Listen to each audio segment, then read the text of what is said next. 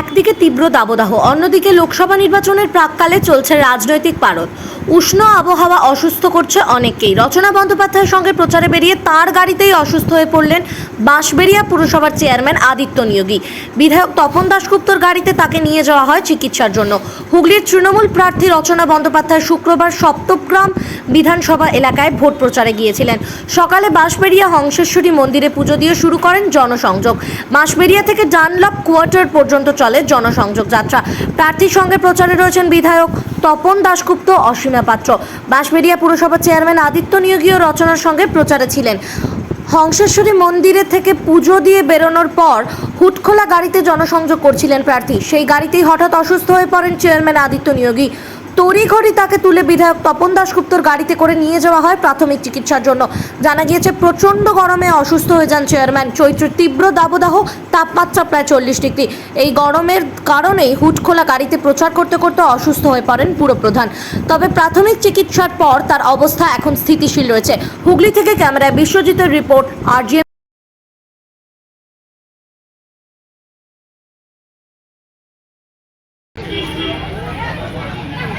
বন্দে মাতরম, বন্দে আসছে দিন, আগামী বিশ্বমে আসছে দিন, বন্দে মাতরম, বিশ্বমে আসছে দিন, বিশ্বমে আসছে দিন, আগামী বিশ্বমে আসছে দিন।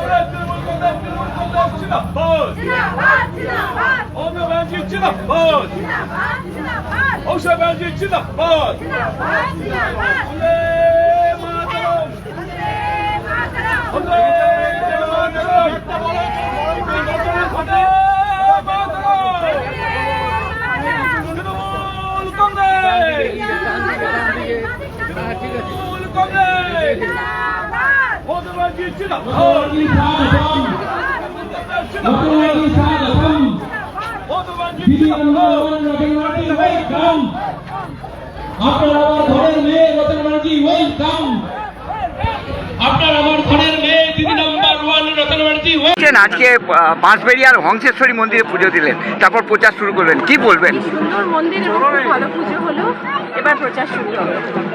আশা করি দিনটা ভালো কাটবে সবার সাথে। কেমন লাগছে হুগলির? ভালো লাগছে, ভীষণ ভালো লাগছে, পরিবেশ, মানুষ সব এত গরম জায়গা ঘুরলেন, কি মানে আভাস পাচ্ছেন, কি মনে হচ্ছে?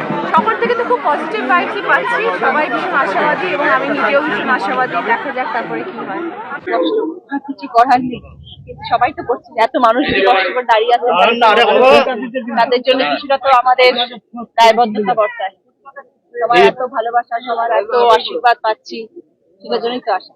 পরিবেশ তো রসাতলে চলে যাচ্ছে, মানে এই যে এত গরম, পরিবেশ নিয়ে কি কোনো কথা বলছেন মানুষকে? গরমটা কে করবে বলো তো, কে করতে পারে? ওপরে ঠাকুর ছাড়া তো কেউ কিছু করতে পারে না। মানে গরম কে রোধ করতে পারে? উপরওয়ালা ভগবান ছাড়া। আর তো কেউ তাড়াতাড়ি একটু বৃষ্টি, পরিবেশ তো আমরা মানুষরা চেষ্টা করলেই বাঁচাতে পারি। আমরা চেষ্টা করলে গাছ বসাতে পারি। আমাদের আরো সবুজায়ন বৃদ্ধি হওয়া উচিত। আমাদের যত সবুজ হবে, যত গাছপালা হবে, তত গরম কমবে। এটা যত তাড়াতাড়ি মানুষ বুঝবে, তত তাড়াতাড়ি সবার ভালো সেটাতেই হবে। আপনারা কি চেষ্টা করবেন মানুষকে বোঝাতে, বলবেন? নিশ্চয়ই চেষ্টা করবো, নিশ্চয়ই চেষ্টা করবো। ওটার জন্যই আমি সেই বক্তৃতা দিয়েছিলাম, যেটা নিয়ে এত ভাইরাল, যেটা নিয়ে এত মানুষ মিন করলেন।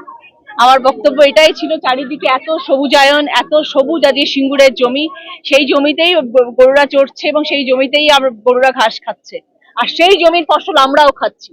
এবং প্রতিটি বাড়ির যে সবজি সবাই কিনতে যাচ্ছে, সেই সিঙ্গুরের জমি থেকে সবজি বেরোচ্ছে এবং সবাই সেটা কিনতে যাচ্ছে এবং সবাই সেটা খাচ্ছে। সেটাই আমার মূল বক্তব্য ছিল। তাই হোক, সেটা নিয়ে যাদের যেটা বলার সেটা বক্তব্য, সেই বক্তব্যতে আমার কি জয় আসে না। কিন্তু আমার মন থেকে আমি যেটা মনে করি সেটাই আমি বলি, এবং সেটা আজকেও আমি বলছি। সবুজায়ন দরকার, পৃথিবীকে বাঁচিয়ে রাখার জন্য সবুজ দরকার, ঘাস দরকার, গাছ দরকার, সবকিছু দরকার, নাহলে মানুষ মৃত্যু অবধারিত। আপনার বিরুদ্ধে যিনি লকেটটা হামলা করেছেন নির্বাচন কমিশনে উনি একটা অভিযোগ দায়ের করেছেন আপনি এবং চুঁচুড়ার বিধায়ক অসিত মজুমদারের নাম। কি আমার নামে আবার কি বলবো? একটা ছবি তিনি দেখিয়েছেন, সেখানে একজন সমাজ বিরোধী, তিনি একজন। দেখুন, আমি তো রাজনীতিতে নতুন এসেছি, আমার তো এখন এগুলো জানার কথা নয় যে আমার পেছনে কারা দাঁড়িয়ে আছেন, কে কোন জায়গা থেকে আসছেন, সেটা আমার জানার কথা নয়। আমাকে দিদি দাঁড় করিয়েছেন প্রচারে, দিদি আমাকে হুগলি জেলার জন্য পাঠিয়েছেন। আমার কাজ হচ্ছে মানুষের সেবা করা, আমার কাজ হচ্ছে মানুষের পাশে দাঁড়ানো, আমার কাজ হচ্ছে মানুষের সাথে কথা বলা, মানুষের দুঃখ কষ্ট বোঝা। এখন আমি প্রচার করছি, যখন আমার ওপরে সেই দায়টা আসবে, সেই জায়গাটা আমি পৌঁছবো, তখন মানুষের সঙ্গে কথা বলবো, মানুষের কাছে গিয়ে পৌঁছবো। কে পেছনে দাঁড়াচ্ছে, কার কি ব্যাকগ্রাউন্ড, কে কোন বিরোধী নেতা, সে কি কাজ করছে, সে তার পিছনে তার কি ব্যাকগ্রাউন্ড, এতগুলো জানার সময় আমার এখন আসেনি।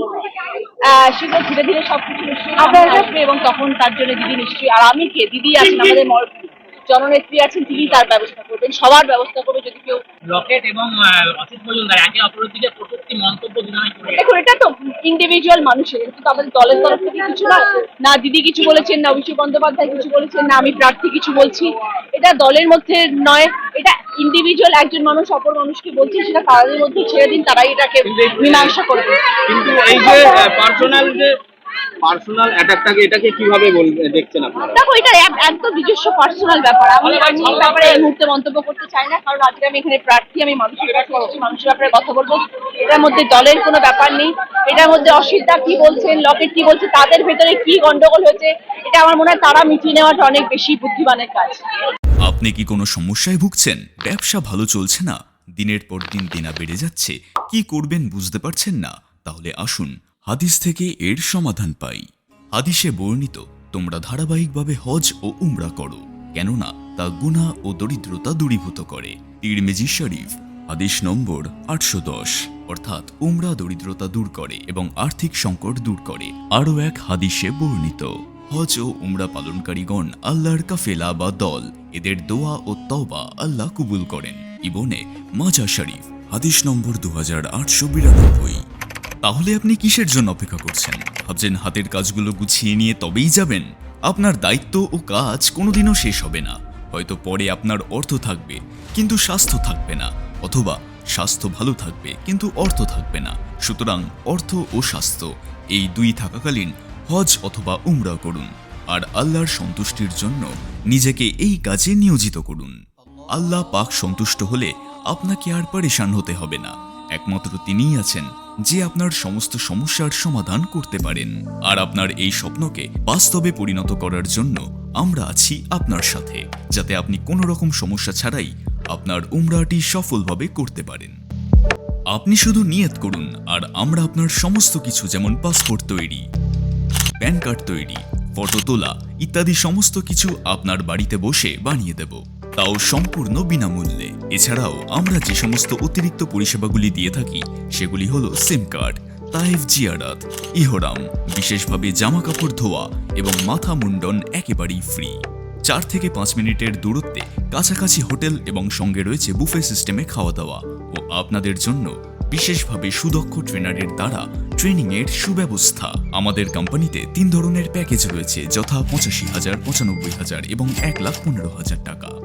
এই সমস্ত কিছু সম্ভব হয়েছে এমন এক কোম্পানি দ্বারা যেটি ভারত সরকার দ্বারা ট্রেডমার্কযুক্ত ও ইন্টারন্যাশনালি ISO সার্টিফিকেট প্রাপ্ত।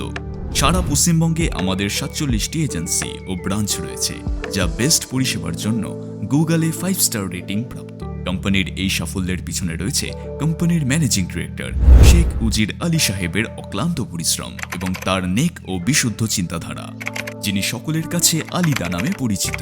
আরও বিশদে জানতে গুগল, ইউটিউব, ফেসবুক এবং ইনস্টাগ্রামে সার্চ করুন। আগামী এপ্রিল-মে মাসের উমরা গ্রুপের জন্য বুকিং চলছে, যেটি হবে ফরজ হজের পূর্বের শেষ ফ্লাইট। বুকিং এর জন্য 70 যোগাযোগ করুন এই নম্বরে। হেড অফিসের হোয়াটসঅ্যাপ হেল্পলাইন নম্বর 6290336622।